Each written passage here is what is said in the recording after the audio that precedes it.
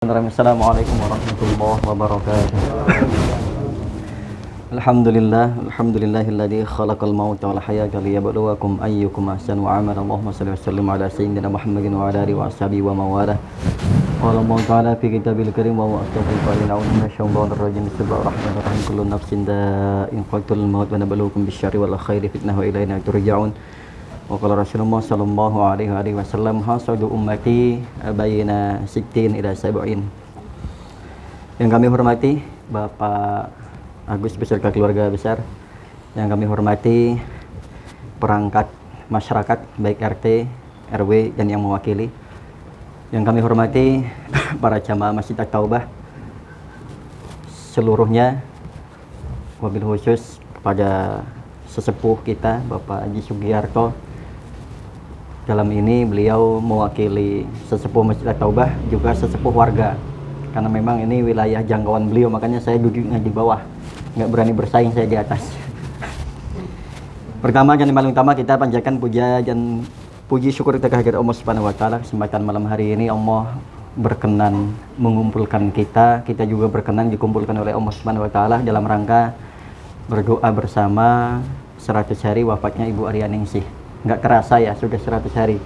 Perasaan baru kemarin hari ke-1, ke-3, ke-7, ke-40 ya. Nggak kerasa sekarang sudah 40. Itulah dunia, waktu begitu cepat berlalu. Kita juga sama, kita juga merasa kemarin kita masih kecil, sekarang kok tahu-tahu udah punya anak, punya cucu, dan sebentar lagi. Ya Pak Ji? Dan kita tinggal ngitung hari saja, nggak akan lama kita di dunia ini. Karena memang Rasul sampaikan hasadu ummati ma baina sittin ila sab'in. Jadi harapan hidup umatku itu, atau biasanya yang sering kita hafal adalah umur umatku. Maka harapan hidupnya adalah baina sittin ila sab'in, antara 67 70. Siap-siap yang sudah mendekati, yang sudah lewat juga harus lebih siap lagi. Karena biar bagaimanapun kita semuanya hidup itu adalah menunggu mati. Yang siap hidup harus siap mati. Dan mati itu nggak nunggu tua, nggak nunggu sakit. Ya kan? Kemarin yang masih muda, masih cantik, masih gagah, kecelakaan. Masih muda, umurnya masih ya di bawah saya lah jauh. Meninggal.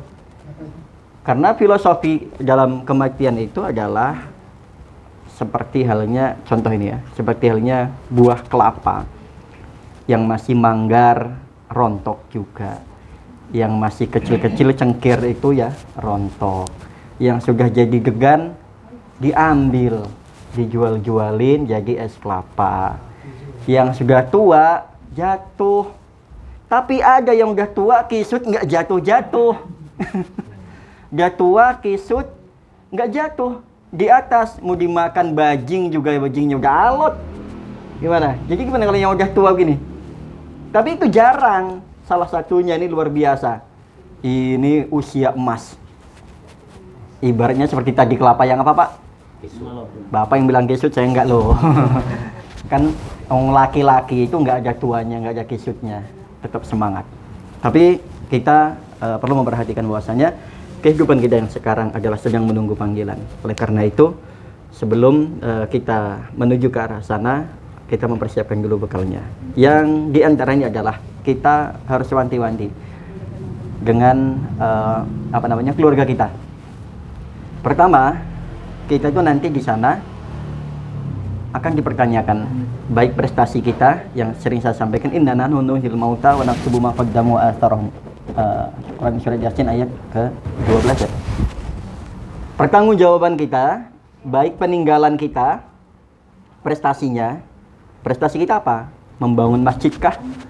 Membangun musola, tempat-tempat ibadah misalkan, yayasan, yatim piatu, rumah-rumah, Quran dan lain sebagainya, itu bagian dari prestasi kita. Atau kita menjadi orang yang mencerdaskan bangsa dengan mendidik anak-anak, punya murid banyak. Atau prestasi kita yang lainnya dengan kita bermanfaat di masyarakat, atau prasasti kita peninggalannya. Dan ini salah satunya adalah anak-anak kita. Ingat Pak, anak-anak kita itu innama amwalukum wa auladukum fitnah. Ada di antara kita itu anak-anak dan juga pasangan menjadi ujian terberat dalam hidup kita. Dan ini biasanya yang sudah mengalami hal itu sudah usia-usia seperti yang tadi saya sebutkan, antara 50, 60, 70, ini sudah kerasa. Mohon maaf, biasanya sekarang orang tua itu sudah jadi MPR sekarang, momong putu karo resik-resik. Biasanya itu udah gitu. Karena sekarang anak diurus, disekolahkan, disayang sampai selesai bekerja, sampai dinikahkan, punya anak kayak dimomong sama om baik. Duh, terus kapan santainya di hari tua? Memang orang tua nggak ada yang keberatan, Pak. Tapi lagi-lagi sama-sama sama mbahnya. Lagi titip mbahnya. Ini mohon maaf, bukannya nggak setuju, tapi kasihan, usia-usia seperti itu adalah usia yang seharusnya tidak lagi kita repotkan. Nah, ini salah satunya adalah menjadi fitnah. Ujian bagi mbahnya kalau yang sabar, yang telaten. Nah, makanya kita juga sebagai anak jangan menjadikan itu sebagai fitnah untuk orang tua kita. Mohon maaf nih, yang punya anak, usahakan semaksimal mungkin jangan apa-apa mbahnya.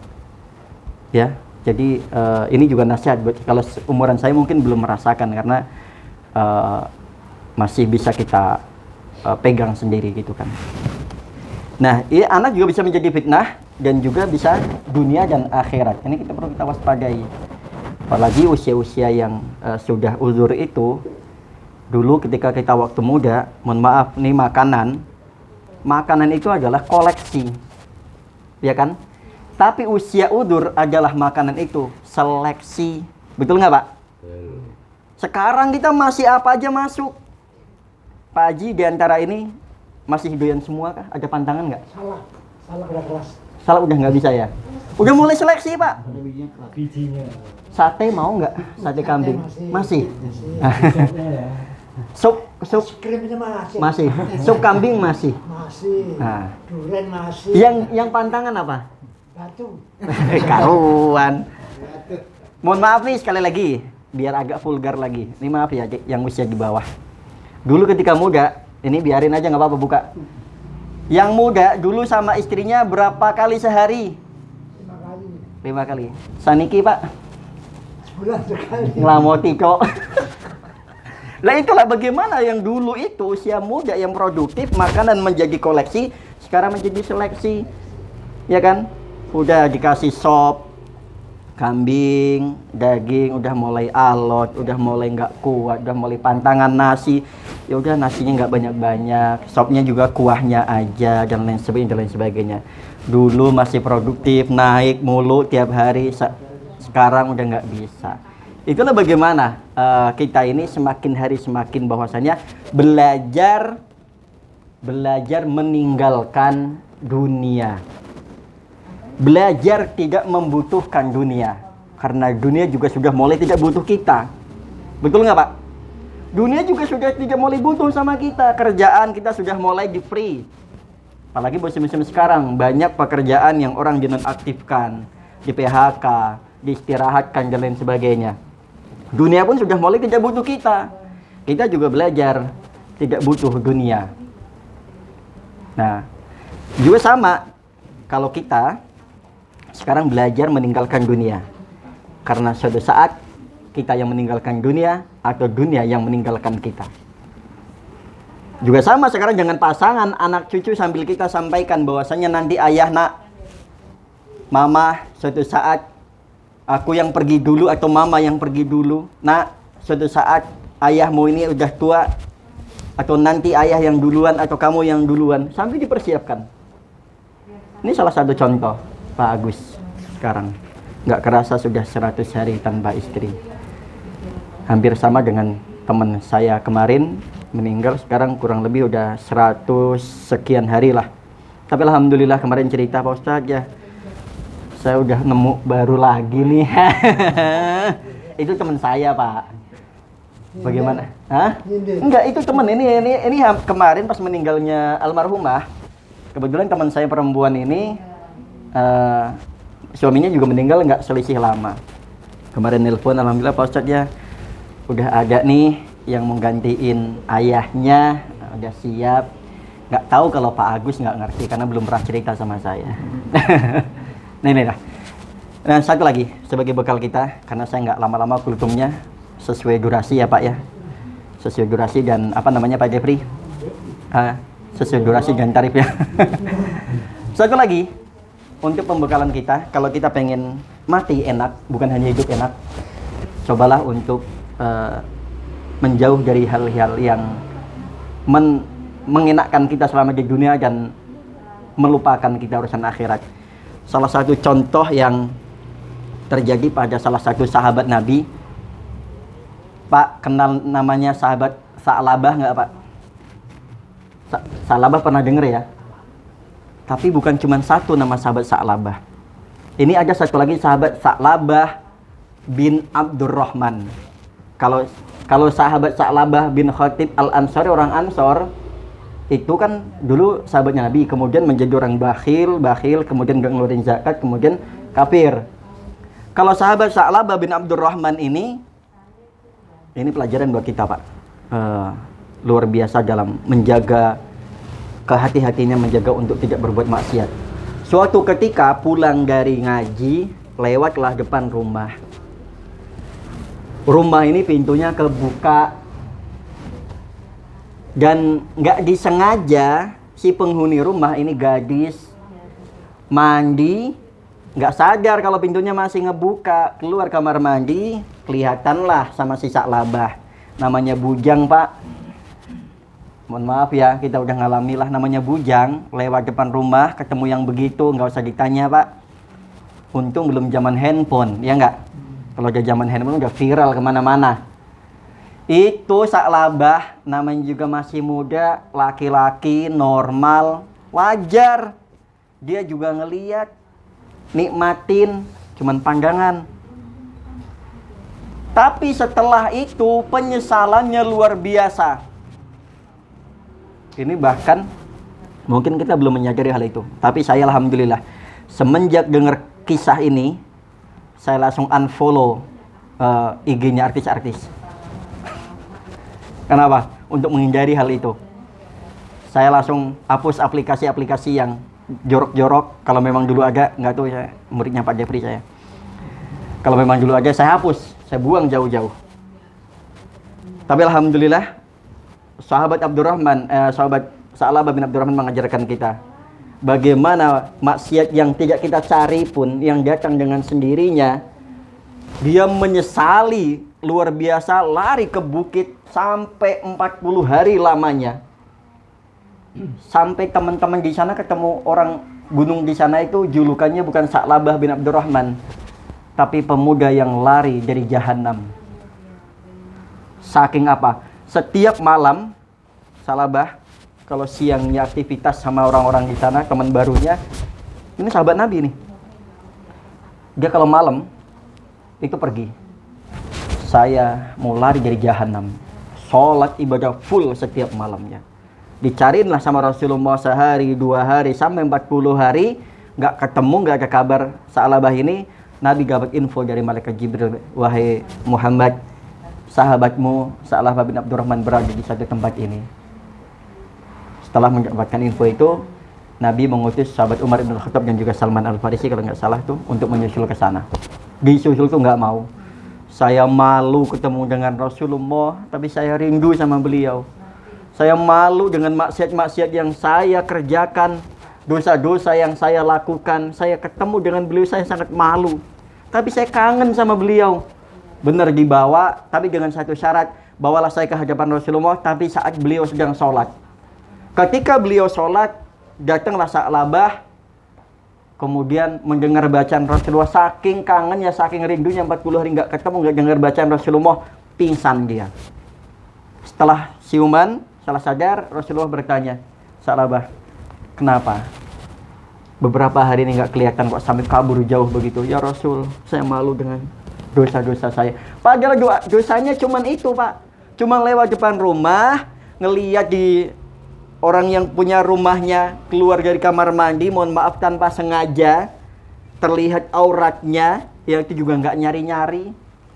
Nah kalau suatu saat kita lewat ada ke masjid, jalan kaki atau naik motor, ada, udah nggak usah tengok-tengok, ada pintu buka mau apa, biarin aja, nggak usah tengok-tengok. Takutnya tuan rumah sedang tidak berkenan. Atau kita mau bertamu juga harusnya lihat waktu, takutnya tuan rumah juga sedang tidak berkenan menerima kita dan lain sebagainya.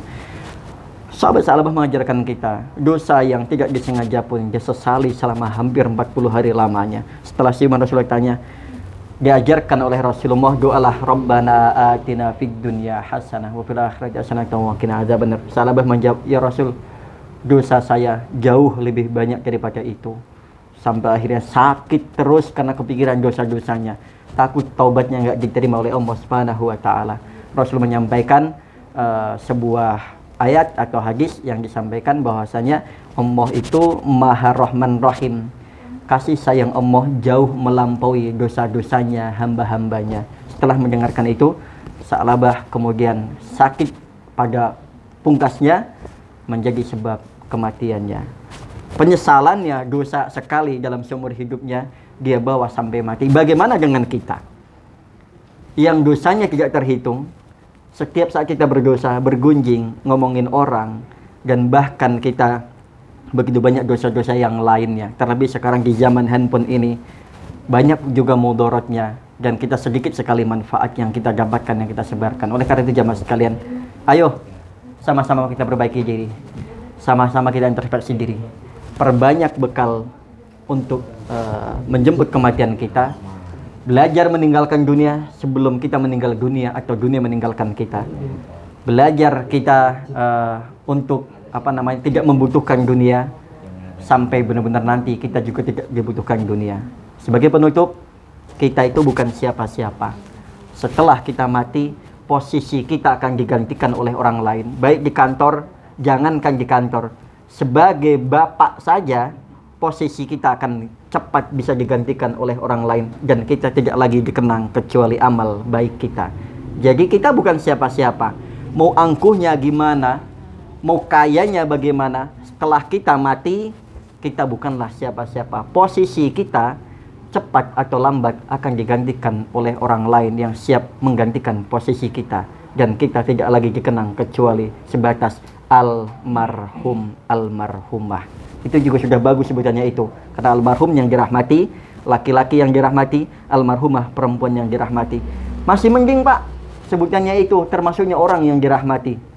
Baik, ini aja yang sebagai refleksi kita untuk malam hari ini, malam ke-100. Kita persiapkan diri kita. Nanti kita berharap kematian kita menjadi kematian yang baik, husnul khotimah. Seperti kematiannya sahabat Sa'labah bin Abdurrahman, yang ketika dipikul oleh Nabi beserta sahabatnya, Nabi sampai jinjit-jinjit ketika ditanya, kenapa ya Rasul? Saking banyaknya malaikat yang mengiringi kematiannya. Ya Allah, subhanallah, husnul khatimah, amin ya rabbal alamin. Ala hinu wa Al-Fatihah.